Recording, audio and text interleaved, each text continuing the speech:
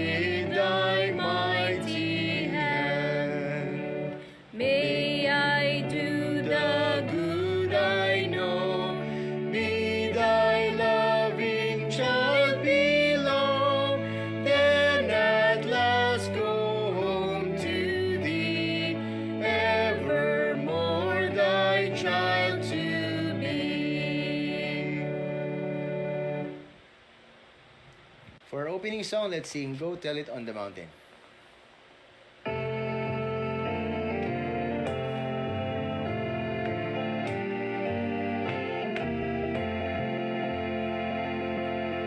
Go tell it on the mountain, over the hills and everywhere. Go tell it on the mountain that Jesus Christ is born. While shepherds kept their watching o'er silent flocks by night, behold, throughout the heavens there shone a holy light. Go tell it on the mountain, over the hills and everywhere. Go tell it on the mountain that Jesus Christ is born. The shepherds feared and trembled when low above the earth rang out the angel chorus that hailed our Savior's birth. Go tell it on the mountain, over the hills and everywhere. Go tell it on the mountains that Jesus Christ is born.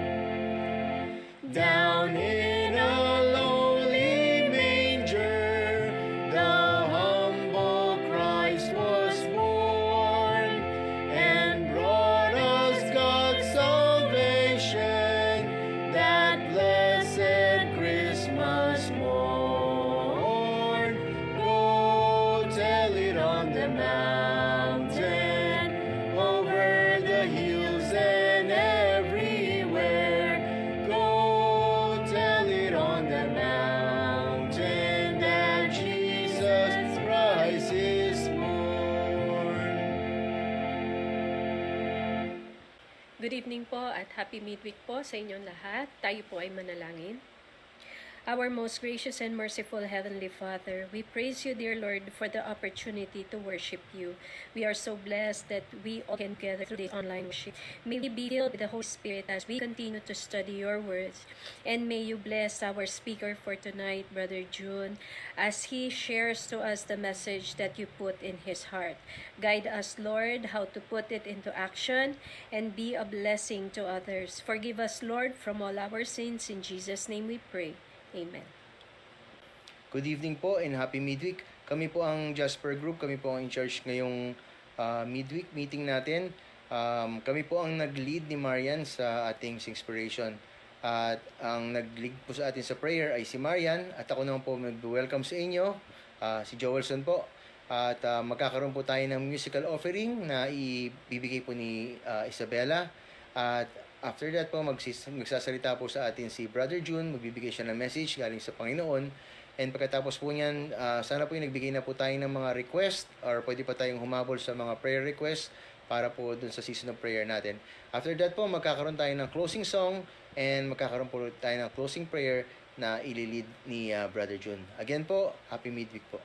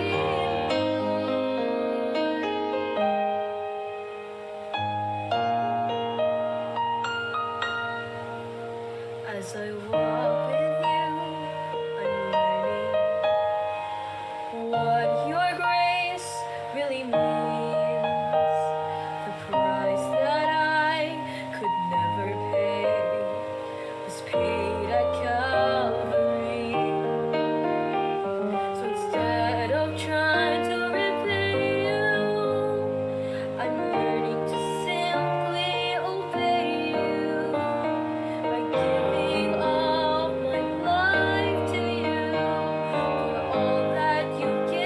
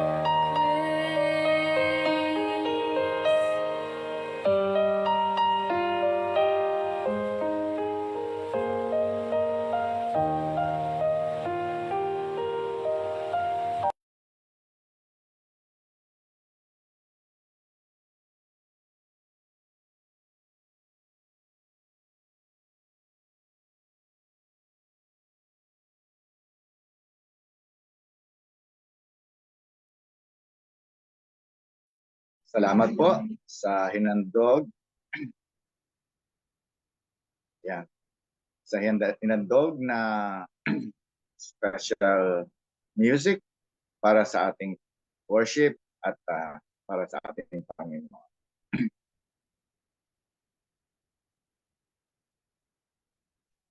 Good evening po mga kapatid at happy holidays at nararamdaman natin lalo na sa umaga talagang season na ng bayang lamig na yan. Yung iba nasa Baguio, yung iba nasa mga malalamig na probinsya. Ayan. Meron na po bang mga nangangaroling kayong nakikita? Ayan, naririnig, mga may hilig mag-ngaroling, mga groups. Ayan, ano? Kasi ngayon sineselebrate ang holidays. Ayan, kagawa ng meron nga ako narinig tuwing ganitong panahon ay festives ang mga tao, mapagbigay at mapagbati. Ayan, ano? Hanggang sa New Year yan, maraming babati sa atin. Nagbabatian ang mga tao, gawa ng kadalasan yan yung season na ngayon naman ay tayo ay nawa, tayo ay i-guide ng Holy Spirit sa ating pag-aaralan. Gawa ng ngayon ay season ng sa sanlibutan ay the birth of ng ating Panginoon. Napili ko yung talata sa John 1. Ayan. Ito yung ipinakilala ang ating Panginoon bilang isang tao. Ayan. Tayo po muna ay manalangin. Panginoon Diyos, sama naming makapangyarihan sa lahat. Kami po ay bubuklat ng inyong salita. Nawa, i-guide kami niya ng Holy Spirit upang maunawaan ang nais niyong ipabalita sa bawat isa sa amin. Ingatan niyo po kami sa pangalan ng Jesus. Ang sabi po dito sa John 1, ito ay ilang mga verses. Ang akin pong Bible ay ito po ay Bagong Balita Bible. Ang sabi po rito, nang pasimula siya ang verbo. At ang verbo ay sumasa Diyos at ang verbo ay Diyos. Ayan, ano? Ito rin nang pasimulay sumasa Diyos. Ang lahat ng mga bagay ay ginawa sa pamagitan niya at alinman sa lahat ng ginawa ay hindi ginawa kung wala siya. So, pinapahayag dito na itong verbo na anak ng Diyos ay kasama ng Diyos sa pasimula at sila ang siyang nag-create ng mga bagay na na-create. Ayan. Sabi sa 4, nasa kanya ang buhay at ang buhay ay siyang ilaw ng mga tao. Ang ating pag-aaralan po ay tungkol sa verbo, salita, at ang ilaw at ang buhay. Ayan. At ang ilaw ay lumiliwanag sa kadiliman at ito'y hindi napagunawa ng kadiliman. Alam niyo, kumisan tayo, nangingibabaw yung liwanag, lalo na kung madilim na madilim, magdala ka lang ng konting spark o liwanag. Ito po ay pansin na pansin. Ganyan ang liwanag na sinusimbolo sa atin. Naparito ang isang tao na sugong mula sa Diyos, na ang kaniyang pangalan ay Juan. Ayan, ito po yung nagpakilala sa ating Panginoon. Ito'y naparitong saksi upang kaniyang patotohanan ang ilaw, upang sa pamamagitan niya'y magsisampalataya ang lahat. Hindi siya ang ilaw, si John, hindi siya ang ilaw, kundi pumarito upang niyang patotohanan ang ilaw. Siya yung nangaral, siya yung nagpatotoo sa darating na ilaw. Nagkaroon ng tunay na ilaw. Sa makatuwid bagay ang ilaw na lumiliwanag sa bawat tao na pumaparito sa sanglibutan. Siya'y nasa sanglibutan at ang sanlibutan ginawa sa pamamagitan niya at hindi siya nakilala ng sanlibutan. Ang ating Panginoon nung siya ay nagpunta rito, hindi siya kinilala. Hindi siya kilala. Mismo ang kanyang bayan, hindi siya kinilala. Sapagkat ang mga kilala noon ay mga malalaking tao. Sabi pa sa 12 ay datapwat ang lahat ng sa kanya'y nagsisitanggap ay pinagkalooban niya sila ng karapatang maging mga anak ng Diyos sa makatuwid bagay ang mga nagsisisampalataya sa kanyang pangalan. Ang mga ipinanganak na hindi sa dugo, ni sa kalooban ng laman, ni sa kalooban ng tao, kundi sa Diyos. At nagkatawang tao ang Verbo at tumahan sa gitna natin at nakita namin ang kaniyang kaluluwalhatian. Kaluluwalhatian gaya ng sabutong ng Ama, sa puspos ng biyaya at katotohanan. Ang anak nung siya ay naparito sa ating sanlibutan ay dala-dala niya o ipinakilala niya ang Ama. Ayan, ano?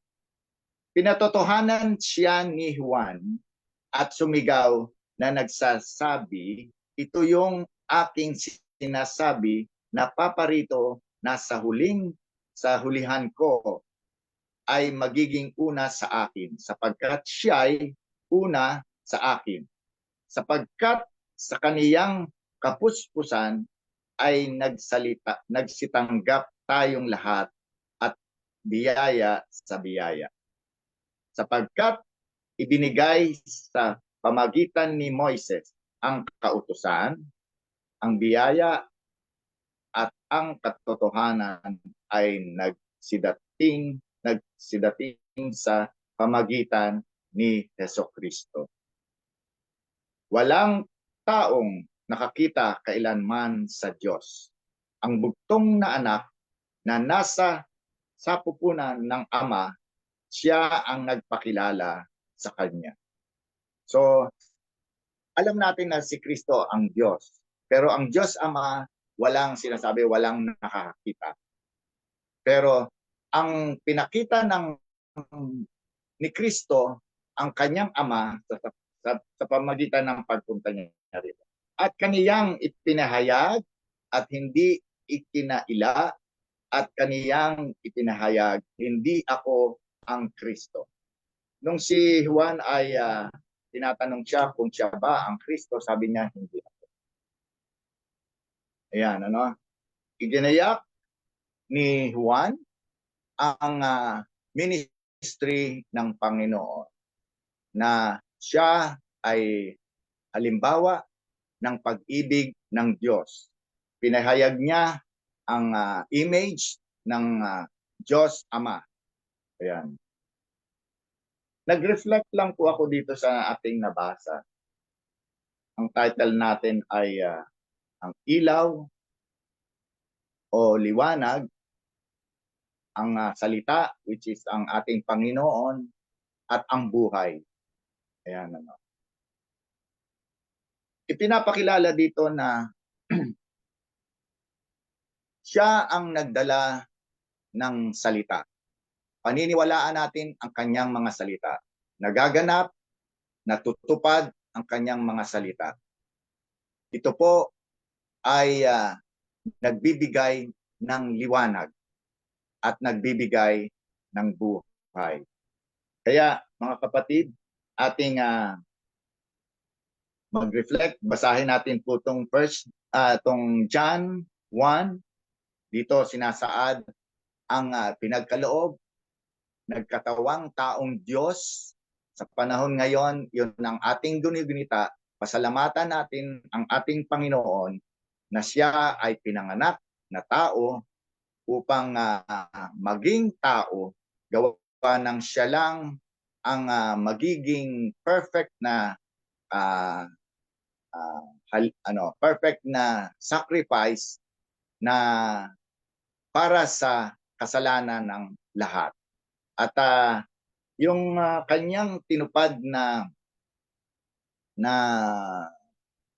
sacrifice o yung tinupad niya na yun na pag-sacrifice para sa tao ay gawa ng nagkasala ang tao na namana natin ang kasalanan ni Adan at dumating ang pangalawang Adan na ang ating Panginoon para siya ang maging sacrifice para matanggap natin ang kapatawaran. Gawa ng kailangan maging tao ang gaganap sa pagtubos ng ating mga kasalanan. Siya ang sabi sa Bible commentary, siya yung ina-adore ng mga anghel ng buong universe, siya yung nag-create ng universe, siya ang ino-honor, nagbubad ng kanyang yaman, nagbubad siya ng kanyang kapangyarihan at nagkatawang tao para sa isang gaya natin na para maiangat niya at magkaroon ng buhay at pag-asa.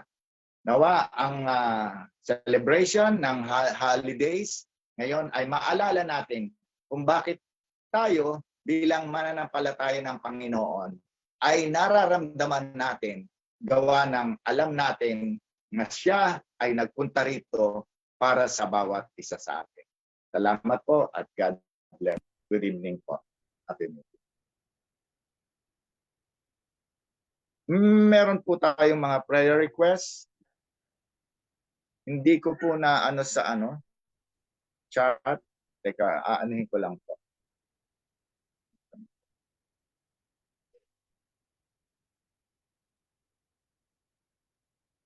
Meron po bang nag-type ng chat sa prayer request?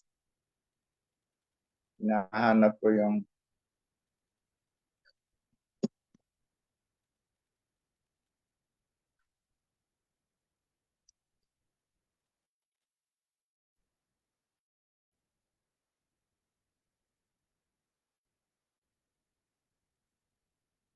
ayan. Wala pala. Hindi ko ma-open kasi nag-open ako sa Sige po, kung pwede pong meron patuloy natin mag-pray sa ating mga tao. Habang tayo nag-pray.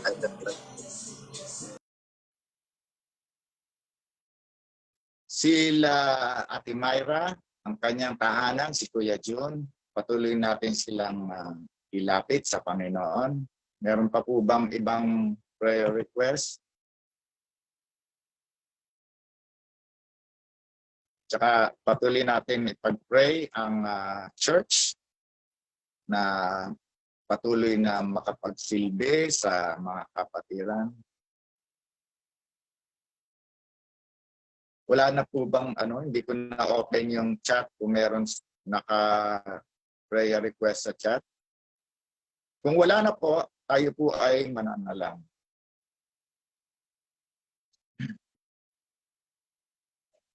Tayo po'y manalangin. Dakilang Diyos na aming Ama na nasa langit ng mga langit. Kami po'y nagpapasalamat muli. Sa gabi na ito ng panalangin, inyong inakay ang inyong iglesia na patuloy na mga paglingkod, lumapit sa inyong paanan, Panginoon. Masumpungan niyo kaming mayroong pagpapakumbaba, mga pangangailangan.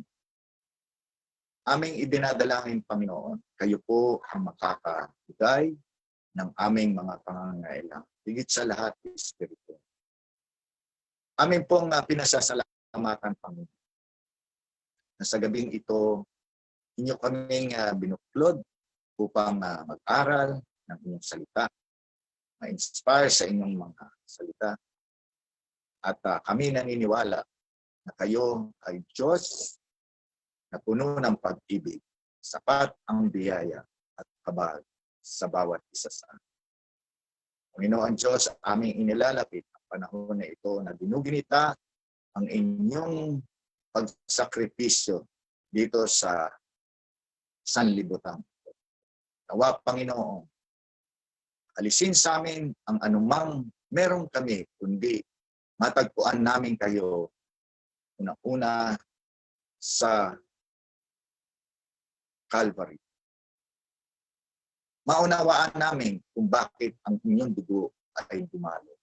Ito nawa po ang aming matanaw bilang inyong mga lingkod na ito po ang magpapaalala sa amin na kayo po ang nangunang nagsakripisyo at nagbigay pag-asa sa bawat isa. Sa gabing ito po, Panginoon, tangi po namin nilalapit ang tahanan ni Ate Myra. Kanyang asawa na si Kuya June, na nawa, Panginoon, sila ay patuloy niyong bigyan ng kaaliwan, kapayapaan, tiwala sa inyo, sa kanilang dinaranas, Panginoon. Nawa, ito ay matanaw namin, matanaw ng iglesia na bilang pagpapala, gawa ng meron kayong mga plano sa mga bagay na inyong ipinagkakaloob sa amin. Na nawa, Panginoon, ito po ay mamulat kami sa mga bagay na nais niyong ipadama sa amin, pahayag sa amin. Maasa kami, Panginoon, itong mga bagay na ito na nangyayari ay inyong tutugunan ang aming mga dala. Gayon din po, Panginoon, ang iba naming mga kapatid na may mga karamdaman. Ngayon po ay season ng mga sakit. Amin dinadalangin po ang bawat isa na nakakaranas ng mga karamdaman. Alam niyo po kung sino-sino, alam niyo po ang aming mga dinaranas. Gayon din po ang may mga pangangailangan, Panginoon, na sa material, sa anuman ang kanilang pangailangan, Panginoon, nawa, tugunan niyo sila at kung kayo po ang siyang manguna sa kanilang mga plans. Higit sa lahat, Panginoon, aming dinudulog sa inyo ang pangangailangan namin spiritual na pagpapala. Panginoon, ang bawat isa sa amin, idinadulog namin ang bawat tahanan, ang bawat families na nawa, patuloy niyong akayin sa pagtatapat. Patuloy niyong akayin sa paglilingkod sa inyo. Alam namin sa panahon nito, ang kaaway ay maraming kapamaraanan. Maaring ito po ay sa aming mga kaisipan, subalit Panginoon, aming binibigay ang pagtatapat sa inyo. Kayo ang siya naming uunahin. Kayo ang siya naming paniniwalaan na isang Diyos na buhay, tunay at makapangyarihan. Panginoon Diyos, hindi man namin nabanggit ang mga ilang mga prayer request ng aming mga kapatid. Alam namin ang aming mga puso ay na inyong natutugunan. Panginoon, salamat po sa inyong pagpapala. Salamat po sa inyong pagtulong. Nawa, Panginoon, sa malapit niyo ng pagdating, kami maging karapat dapat na maging lingkod ninyo na gumagawa. Ito po ay aming sa pangalan. Amen. Amen.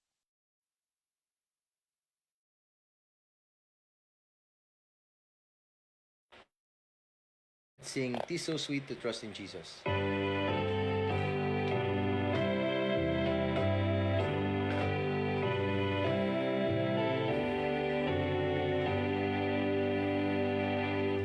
"'Tis so sweet to trust in Jesus and to take Him at His word, just to rest upon His promise and to know thus said the Lord.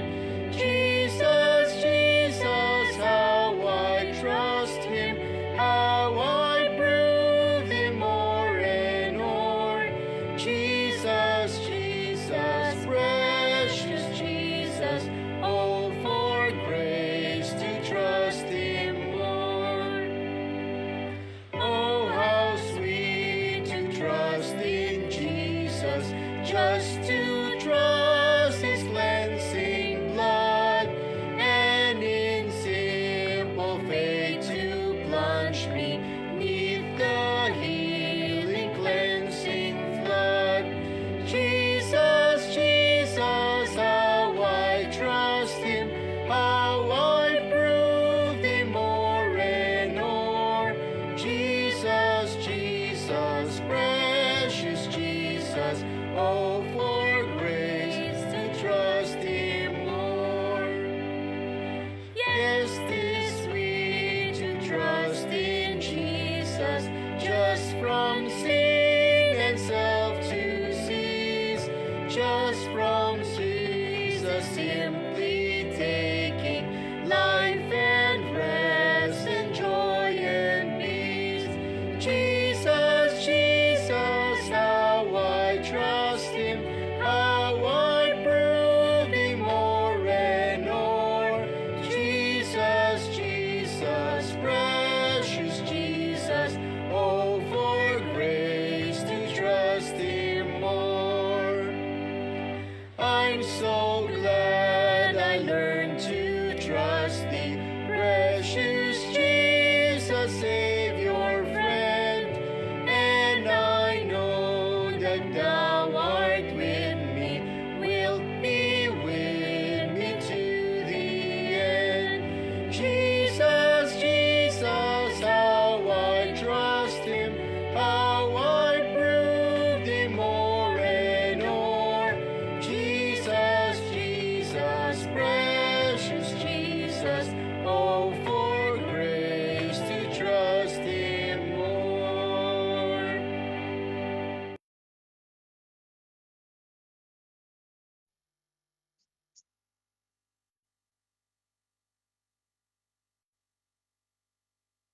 Tayo po'y manalangin.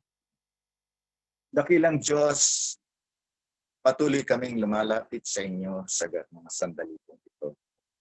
Aming nihiling, Panginoon, nawa linisin ang bawat isa sa amin ng inyong dugo, na sa gabing ito, Panginoon, sa aming pagtulog, makapiling namin ang inyong banal na Espiritu. Aming tinatagubilin sa inyo ang aming mga buhay. Kayo po ang siyang umakay sa bawat isa sa amin patungo sa inyong glory. Ito po ay aming pinasasalamatan alang-alang sa pangalan ni Jesus. Amen. Good evening po. Thank you.